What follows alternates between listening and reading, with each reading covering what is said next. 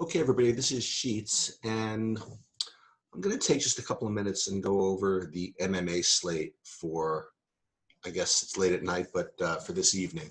I'm going to be probably out most of the day, have some at the club championship in golf today, so I'm not going to be around. I did want to at least go over the slate for the MMA, um, the build for the MMA slate tonight, because I think it's very, very interesting, and it's something I haven't seen yet. It's just kind of a different type of build. So we always start with this kind of site where we look at the odds and also the within the distance props to see what type of fights we're looking to target. And as usual, we look for those fights that rate to finish within 2 rounds pretty much.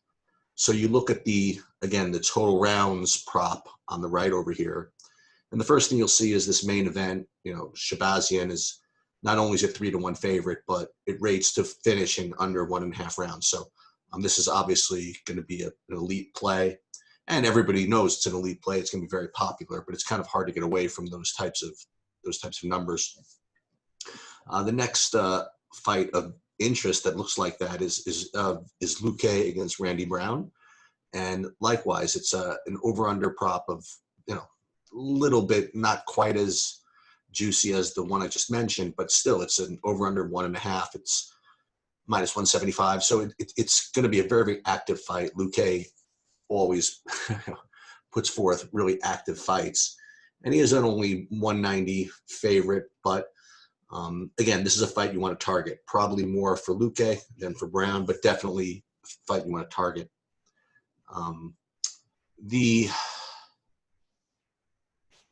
Again, we scan down the board a little bit, and unfortunately, this Perez fight is canceled, and we're going to get to that in a minute. And then this other fight, Mercier versus Herman, is another one which rates to almost be under under 2 rounds.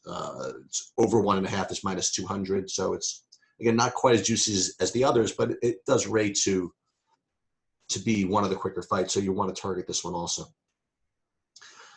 But what's really, really interesting is what happened. So Ray Borg was supposed to fight Nathan Menes, and Ray Borg pulled out.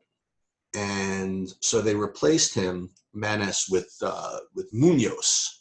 Okay, we go back to this is the DraftKings fight slate.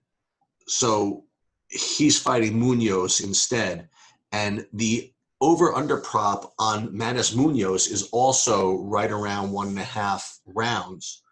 So it does rate to be kind of an active fight, and you'll see what happened is they priced both of these guys, Manis and Munoz, at 7,200. So you think about that, you're going to get somebody winning the fight at 7,200.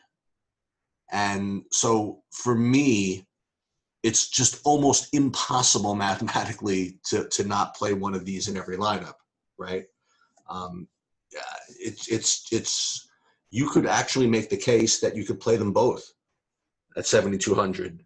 Because if it goes through decision and each guy, one guy gets 60, another gets 45 or 50 at 7K, that's that might be good enough, So that's the first thing I did was I put 7,200, one of these guys in every lineup. The other one that's really interesting is Emmers. Now, Emmers was going to be a pretty decent small underdog against his original opponent, okay? He was supposed to fight Timur Valiev, and I was going to play Emmers anyway, but Valiev pulled out, and they replaced him with Cachero, and Emmers all of a sudden became like a 3-1 favorite at 7,800. So he's kind of a lock also. So what you have here with these builds is you have two kind of plug-in plays. You have like Emmers and either Manis or Munoz, both at under 8K to start your lineups off. basically allowing you to do whatever you want with respect to playing favorites in the other lineups, or in the other lineup spots.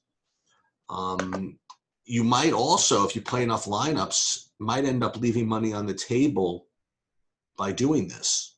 And I don't know, it seems, I don't think we've ever had this before, at least since I've been playing these things, is 3 plays under 8K that are just kind of, I don't want to say locks, but as close as you can get. All right, so with that said, I'm going to go over some of my favorite plays, but you'll see that you could just, it doesn't take me to turn you on to who the good plays are. I mean, you take the favorites who have good upside and can knock people out, and maybe you don't even need that. The one guy who you don't want to play, at least in my opinion, is Guterres.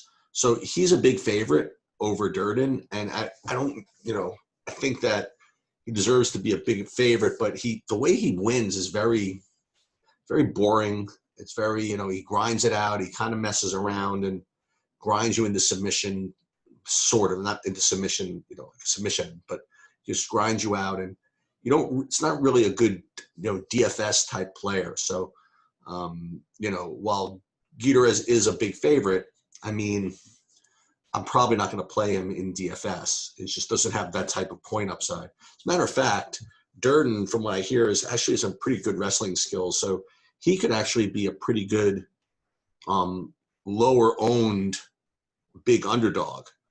And so in some lineups, what you can do is put Durden in instead of some of these other 8K guys and leave money on the table.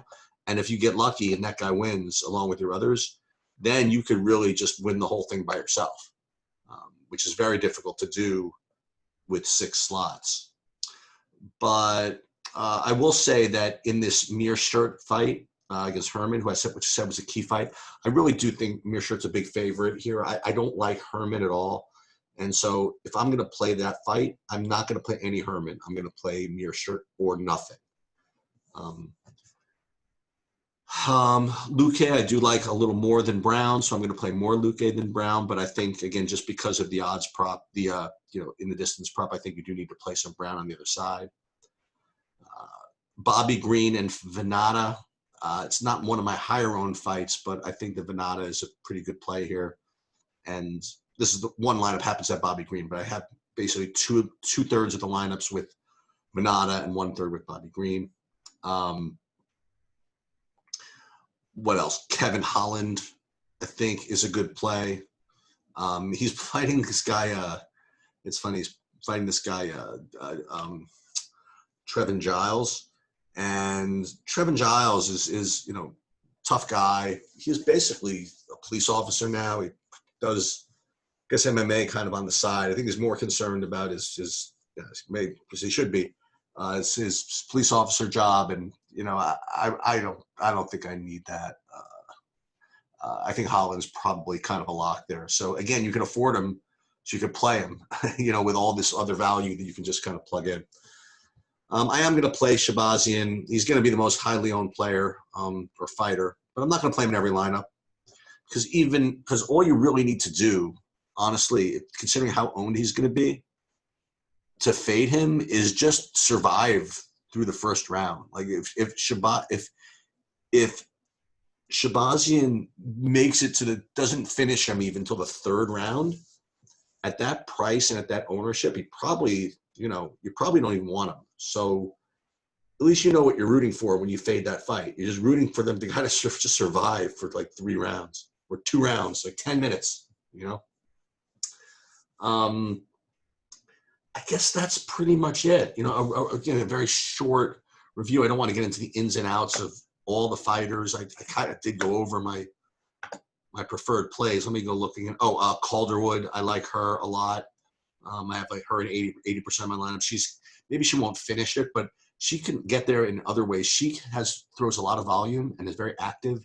So even if she won't finish her opponent, she might just have a really just kind of a high score 3-round decision, which might be good enough. So again, just to review, my approach for this weekend, to me, it's easy. You still got to win, but you have to go 50% Munoz and Manis. I really have no opinion between the two of them, nor do I really care. I still don't think you can get away with playing them both, but I don't know. I think it's close.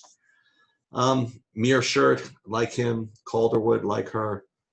Shabazian, definitely the best play, but I don't want every lineup with Shabazian just in case. Holland's a good play. I did throw Durden in as a big underdog over here, just for fun, to see what happens. And that's pretty much it. Randy Brown, I played mostly Luque in that fight, but I did put some Randy Brown. And again, I'm not playing that big, not playing that many lineups, maybe like 10 lineups. A lot going on with baseball and basketball and NASCAR and everything else. And my golf tournament. So I did want to get this out to you guys, and hope you're having a good weekend, and let's get it done.